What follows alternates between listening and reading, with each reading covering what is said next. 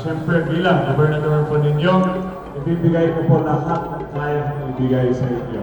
Once again, sa inyo lahat, please, keep your spirits up. Kaya po natin to.